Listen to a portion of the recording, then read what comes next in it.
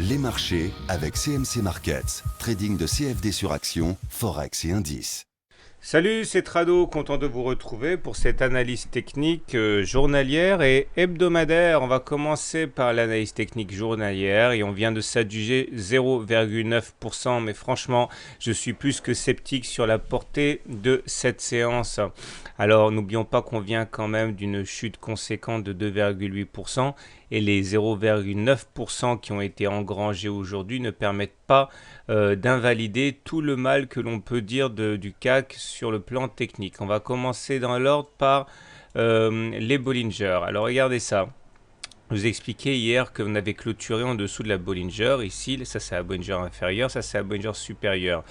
Et lorsque l'on a la Bollinger inférieure et la Bollinger supérieure qui divergent et que l'on clôture en dessous, on a plus d'une chance sur deux d'avoir une seconde clôture en dehors des Bollinger la séance d'après. Ça a été chose faite aujourd'hui de manière très très classique, hein.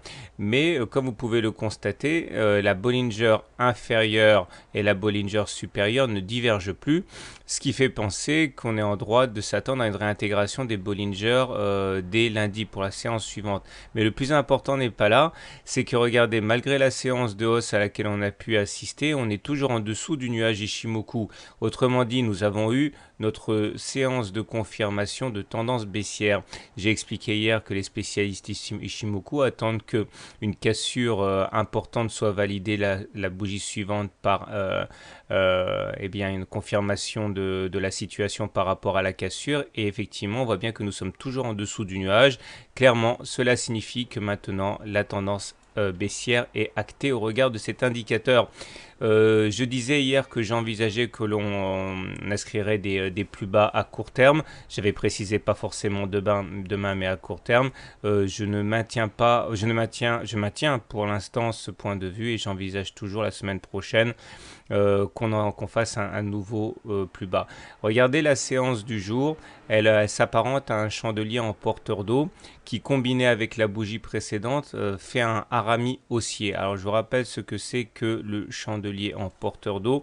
En termes probabilistes, ça ne donne pas grand-chose, mais ça nous donne une bonne indication de la psychologie du marché. Alors ça ressemble à ça, vous avez un petit corps, et vous avez une mèche haute et une mèche basse qui sont complètement disproportionnées par rapport au corps de la bougie et cela montre une grande perplexité des intervenants qui finalement bataillent pendant toute la séance pour finir sur des niveaux équivalents ou proches du niveau d'ouverture.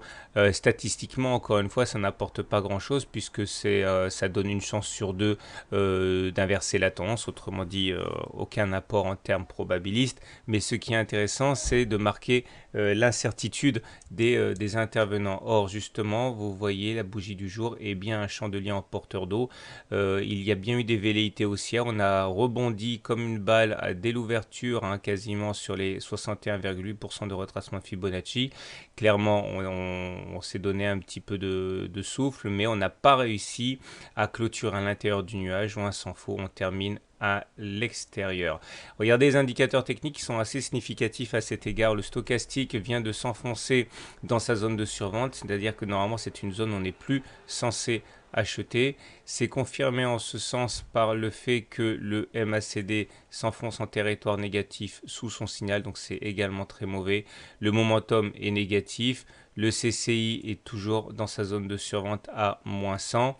On n'a aucun élément encourageant, sûrement pas les volumes. Regardez les volumes, ils sont beaucoup plus faibles qu'hier. Autrement dit, on a bien rebondi aujourd'hui, mais sans conviction, c'est-à-dire qu'il y avait plus de conviction dans la bougie de baisse d'hier que dans la bougie de hausse aujourd'hui.